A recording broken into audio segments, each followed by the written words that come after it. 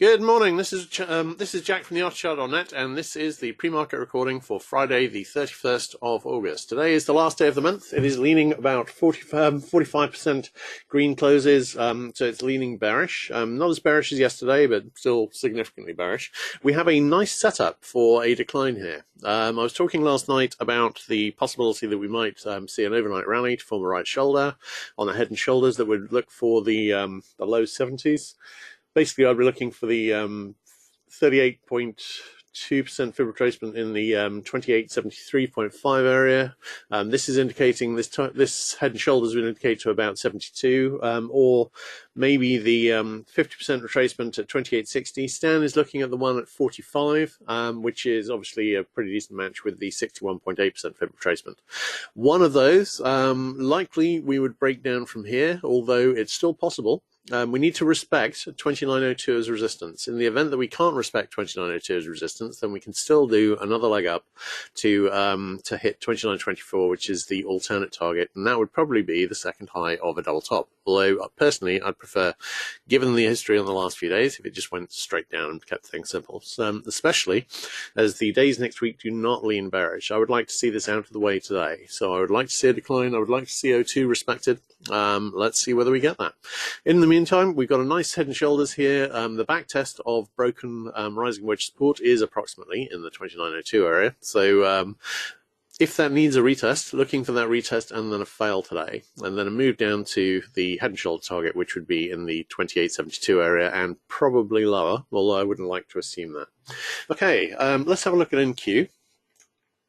NQ, we don't have a really obvious topping pattern here, but we've broken down from the very tight rising channel. We've got, if I'm looking at fib retracements of that channel, which I was when I drew these fibs, I'd be looking at really the 75.55 area or the 75.10 area as the obvious next targets.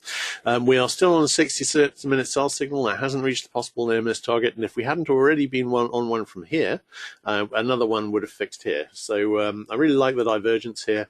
ES, of course, we've pretty much made the target, and I've written it off because we came to here and that was close enough. We've still got a bit of signal left if it gets there, but mainly I'm going to be looking at and relying on the one on SPX. This is a 60-minute RSI 14 sell signal, and it's not made target yet. This was another one on the RSI 5 that has made target.